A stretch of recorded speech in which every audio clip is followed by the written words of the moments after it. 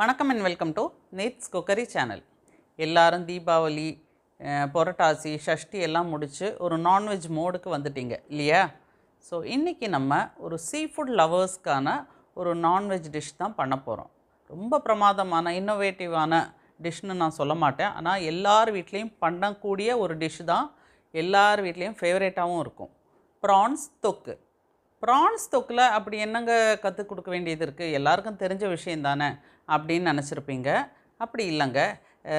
சில வீட்டில் ரொம்ப பிரமாதமாக பண்ணுவாங்க, சில வீட்டில் தக்காளி சட்னியில் ப்ரான்ஸ் கிடக்கிற மாதிரி இருக்கும். ஸோ அதில் பேசிக் வெங்காயம், தக்காளி, இஞ்சி, பூண்டு, ப்ரான்ஸு, மிளகாத்தூள், இவ்வளோ தான் விஷயம். பட் அது நம்ம எந்த மாதிரி பக்குவத்தில் பண்ணுறதுங்கிறது ரொம்ப இம்பார்ட்டண்ட். ஸோ சிம்பிளான ஒரு டிஷ்னாலும் நம்ம ஈஸியாக அதோட பக்குவத்தோட, அதோட எல்லா ஃப்ளேவர்ஸோடையும் டேஸ்ட்டோடையும் எப்படி பண்ணுறதுன்னு தெரிஞ்சுக்க வேண்டியது ரொம்ப ரொம்ப முக்கியம். ஸோ இன்றைக்கி நம்ம ப்ரான்ஸ் தொக்கை ரொம்ப பிரமாதமாக எப்படி வீட்டில் பண்ணுறதுன்னு பார்ப்போம். வாங்க கிச்சனுக்கு போகலாம். ஸோ இதுவும் நம்ம ப்ரான்ஸ் தொக்கு. ப்ரான்ஸ் 1 kg, கொஞ்சம் பெரிய பெரிய சைஸ் கிடச்சிது. ஆக்சுவலி தொக்குக்கு ஒரு மீடியம் சைஸ் போதும், எனக்கு என்னமோ கிடச்சிது அதிசயமாக. சரி பரவாயில்ல, நான் ஆக்சுவலி இந்த சைஸில் இருந்தால் நீங்கள் ஹனி சில்லி ப்ரான்ஸ் இதெல்லாம் பண்ணால் நல்லாயிருக்கும். நம்ம நீட்ஸ் குக்கரிலேயே ரெசிபி இருக்குது, நீங்கள் ட்ரை பண்ணலாம். பட் நான் அதெல்லாம் போட்டதுனால சரி உங்களுக்காக இன்றைக்கி பெருசாக இருந்தாலும் பரவாயில்லன்னு அதை போட்டு தொக்கு பண்ணி காமிக்க போகிறேன். சரிங்களா? ஸோ ப்ரான்ஸ் 1 kg வாங்கி க்ளீன் பண்ணி வச்சுருக்கேங்க. அப்புறம் பிக் ஆனியன், பெரிய வெங்காயம் ஒரு 4. ஏன்னா தொக்கு நம்மளுக்கு கொஞ்சம் எவ்வளோ வேணுமோ அதுக்கேற்ற மாதிரி நீங்கள் ஆனியன், டொமேட்டோ ஜாஸ்தி பண்ணும். இப்போ எனக்கு தொக்காக வேணும், ஏன்னா என் பையன்லாம் சப்பாத்தி வச்செல்லாம் சாப்பிடுவான். ஸோ அந்த ப்ரான்ஸ் தொக்குக்காக இந்த ஆனியன் 4 பெரிய வெங்காயம், மீடியம் சைஸ் பெரிய வெங்காயம் சாப் பண்ணி வச்சுருக்கேன். 3 டொமேட்டோ கட் பண்ணி வச்சுருக்கேன். டொமேட்டோவும் ஜாஸ்தி வேணும், அப்போ தான் அந்த தொக்கு உங்களுக்கு நிறையா வரும். கறி லீவ்ஸ், கொரியாண்டர் லீவ்ஸ். அப்புறம் பவுடரை பொறுத்த வரைக்கும் காஷ்மீரி சில்லி பவுடர் தான் நான் யூஸ் பண்ண போகிறேன். அது ஒரு 2 டேபிள் ஸ்பூனே போடுவேன். சரிங்களா? ஏன்னா ஆனியன் டொமேட்டோலாம் இருக்கிறதுக்கு கொஞ்சம் காரசாரமாக இருக்கணும்னா அப்போ 2 டேபிள் ஸ்பூன் போட்டால் தான் நல்லாயிருக்கும். டர்மரிக் பவுடர் ஒரு 1/2 டீஸ்பூன். அப்புறம் ஒரு 1/2 டீஸ்பூன் க்யூமின் பவுடர், அதாவது நான் இந்த ஜீரகம் லைட்டாக வறுத்து பவுடர் பண்ணி வச்சுருப்பேன், அது ஒரு 1/2 டீஸ்பூன். அது ரெடிமேடாகவும் கிடைக்கிது. அப்புறம் பெப்பர் பவுடர் ஒரு 1/2 டீஸ்பூன். இதெல்லாம் டாமினேட் பண்ணக்கூடாது, லைட்டாக தான் இருக்கணும் அதோட ஃப்ளேவர். சரிங்களா? அப்புறம் நான் பண்ணுற ப்ரான்ஸ் தொக்கில் இருக்கிற சீக்ரெட் இன்க்ரீடியன்ட்ங்கிறது இதுதாங்க. ஒரு 4-5 சின்ன வெங்காயம், கொஞ்சம் கார்லிக், ஒரே ஒரு க்ரீன் சில்லி, கொஞ்சம் கொரியாண்டர் ஸ்டெம்ஸ். இதை நம்ம இடிகளில் போட்டு க்ரஷ் பண்ணி வச்சா ரொம்ப நல்லது. இல்லைன்னா மிக்சியில் போட்டு ஜஸ்ட் ஒரு பல்ஸ் மாடல், அரைச்சிடக்கூடாது, ஒன்றும் பாதியமாக இது பண்ணி எடுத்துருங்க, க்ரஷ் பண்ணி எடுத்து வச்சுருங்க. அப்புறம் நம்ம இதில் ஜிஞ்சர் இல்லைங்களா, சாரி நான் மறந்துட்டு எடுத்து வைக்க. Ginger garlic paste 1 table spoon போடணும். நான் போடும்போது உங்களுக்கு காமிக்கிறேன். அப்புறம் ப்ரான்ஸ் பொறுத்த வரைக்கும் நான் குக் பண்ணும்போது கோகனட் ஆயில் யூஸ் பண்ணுறது வழக்கம். உங்களுக்கு தெரியும், நான் இந்த பிராண்ட் தான் யூஸ் பண்ணுவேன். ஸோ உங்களுக்கு எந்த ஆயில் கம்ஃபர்டபுளோ வீட்டில், சன்ஃப்ளவர் ஆயில்னால் அது, கடல் எண்ணெய்னா அது, எந்த ஆயில் நீங்கள் கம்ஃபர்டபுளோ அதை யூஸ் பண்ணிக்கோங்க. ஸோ இதுதான் இன்க்ரீடியன்ட்ஸ். இப்போ நம்ம ப்ரொசீஜர் ஸ்டார்ட் பண்ணலாம். ஒரு 2 டேபிள் ஸ்பூன் அளவுக்கு ஆயில், கொஞ்சம் ஜாஸ்தியாக டேஸ்ட் கூடும் இதுக்கு, பட் அதுக்குன்ட்டு நிறையா ஊற்றிட வேணாம். ஒரு 2 டேபிள் ஸ்பூன் அளவுக்கு நான் கோகனட் ஆயில் ஆட் பண்ணியிருக்கேன். ஹீட் ஆன உடனே பெரிய வெங்காயம் கொஞ்சம் நல்லா கோல்டன் கலர் வர வரைக்கும் சாட்டே பண்ணணும். நான் ஆல்ரெடி சொன்ன மாதிரி இதில் அந்த நம்ம எப்படி வதக்குறோம், எந்த ஸ்டேஜில் எல்லாம் ஆட் பண்ணுறோங்கிறதெல்லாம் இந்த டேஸ்ட்டை டிபெண்ட் பண்ணும். இந்த டேஸ்ட் அதை தான் டிபெண்ட் பண்ணும். அதாவது நீங்கள் எவ்வளோ தூரத்துக்கு வதக்குறீங்க. பச்சை பச்சையாக போட்டோன்னா தக்காளி சட்னியில் ப்ரான்ஸ் கிடக்கிற மாதிரி தான் இருக்கும். அதனால் கொஞ்சம் கேர்ஃபுல்லாக பண்ணுங்கள். நம்மளுக்கு என்ன ப்ரான்ஸ் தொக்கு தானே எனக்கு தெரியும்னு பண்ணோன்னா அது கொஞ்சம் கேர்ஃபுல்லாக இல்லாமல், அசால்ட்டாக பண்ணாமல் கொஞ்சம் டைம் எடுத்து நிதானமாக பண்ணுங்கள். இதை பாருங்கள், ஓரளவுக்கு கோல்டன் கலர் ஆகிடுச்சு. இதை பாருங்கள், நம்ம 4 பெரிய வெங்காயம் போட்டோம், இப்போ பாதி எங்கடா போச்சுன்ற அளவுக்கு இருக்கும். அதனால தான் நான் சொன்னேன் தொக்குக்கெல்லாம் கொஞ்சம் நிறையா போடணும். சரிங்களா? ஸோ இப்போது இந்த ஸ்டேஜில் நம்ம என்ன ஆட் பண்ணுவோன்னா, இந்த க்ரஷ் பண்ணி வச்சுட்டேன் பாருங்கள், நல்லா இடிகளில் போட்டு அந்த சின்ன வெங்காயம், பூண்டு, ஒரு பச்சை மிளகா, கொத்தமல்லியோட அந்த என்ன சொல்கிறது தண்டு எல்லாத்தையும் போட்டேன். ப்ளஸ் ஆல்ரெடி சொன்னேன் பார்த்தீங்களா, ஒரே ஒரு tablespoon ginger garlic paste, அப்புறம் 1/2 டீஸ்பூன் டர்மரிக் பவுடர். இதை போட்டு மீடியமில் வச்சு நல்லா இந்த ரா ஸ்மெல் போகிற அளவுக்கு நம்ம சாட்டே பண்ணணும். இந்த ரா ஸ்மெல் நல்லா போயிடணும். இதுக்கு வந்து டைம் தாங்க இம்பார்ட்டண்ட். இப்போ இந்த வெங்காயம் வந்து ஆனியன்ஸ்லாம் இந்த மாதிரி அளவுக்கு ஸ்டேஜில் வர்றதுக்கே எனக்கு மோர் தேன் 10 மினிட்ஸ் ஆச்சு. இப்போ இது ஒரு 5 மினிட்ஸ் கண்டிப்பாக ஆகும். இப்போது ரா ஸ்மெல்லாம் போய் ஒரு நல்ல ஸ்மெல் வருது, ஜிஞ்சர் கார்லிக்கோடுது. ஸோ இந்த ஸ்டேஜில் நம்ம என்ன பண்ணோம், அடுப்பை ரொம்ப லோவில் வச்சுக்கோங்க. அப்புறம் இந்த ஆனியன்ஸ்க்கெல்லாம் மேலே நான் சொன்னேனே 2 tablespoon of Kashmiri chilli, அப்புறம் ஒரு 1/2 teaspoon cumin powder and pepper powder. அப்புறம் இன்னொன்று மறந்துட்டேன், ஜிஞ்சர் கார்லிக் பேஸ்ட் ஒன்று மறந்துட்டேன். அப்புறம் ஒரு 1/2 டீஸ்பூன் கரம் மசாலா. கரம் மசாலா ஸ்மெல் பிடிக்காதவங்க போடாமல் கூட இருக்கலாம்.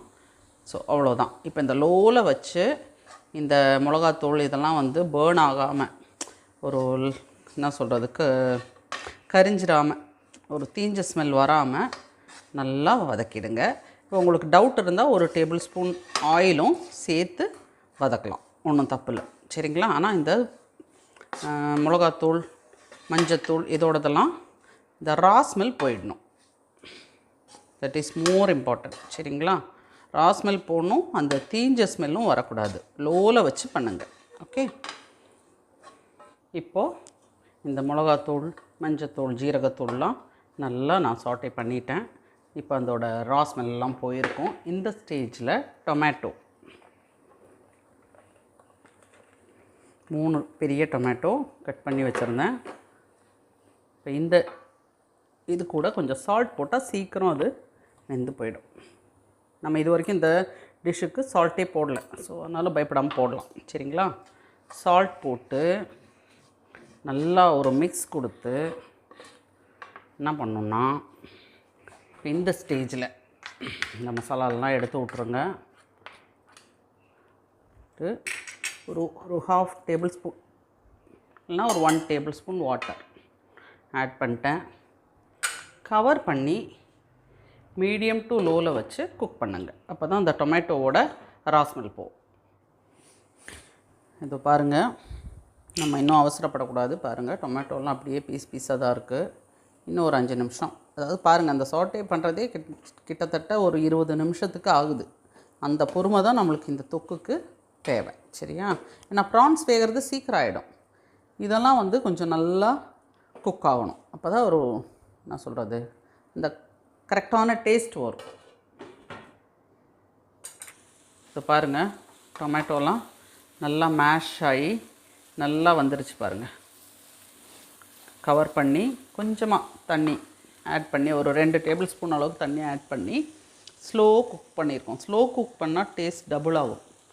அதில் நிறைய பெனிஃபிட்ஸ் இருக்குது, சரியா? சரி, ஓகே. இப்போ நம்ம டொமேட்டோ ஆனியன் எல்லாம் நல்லா வெந்துருச்சு. ஸோ இந்த ஸ்டேஜில் நம்ம ப்ரான்ஸை ஆட் பண்ணிடலாம். ப்ளஸ் இன்னும் கொஞ்சம் சால்ட்டு, நம்ம இந்த ஆனியன் டொமேட்டோவுக்கு தான் போட்டோம். இன்னும் கொஞ்சம் சால்ட் ஆட் பண்ணுங்கள். நல்லா மிக்ஸ் பண்ணிவிடுங்க. ஸோ நல்லா மிக்ஸ் பண்ணியாச்சு. இப்போது இந்த ப்ரான்ஸ்க்கு தேவையான வாட்டர், அதாவது ஹாட் வாட்டர் ஆட் பண்ணால் தான் நல்லாயிருக்கும். இன்றைக்குமே cooking in between hot water add பண்ணுங்கள். டிஷ்ஷோட டேஸ்ட்டு இன்னும் பெட்டராக இருக்கும். ரொம்ப வேணாம், ப்ரான்ஸ் உங்களுக்கே தெரியும் சீக்கிரம் வெந்து போயிடும்.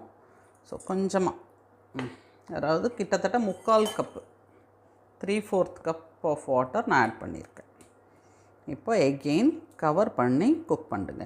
என்றைக்குமே நீங்கள் சொல்லுவீங்க, கேட்டிருப்பீங்க, 2 நிமிஷத்துக்கு மேலே ப்ரான்ஸ் குக் பண்ணக்கூடாது, ஹார்ட் ஆகிடும், ரப்பர் ஆகிடும். அது வந்து நம்ம வந்து ஃபாஸ்ட்டாக ஹை வச்சுட்டு ஒரு கொஞ்சம் நேரம் குக் பண்ணால் தான் அப்படி.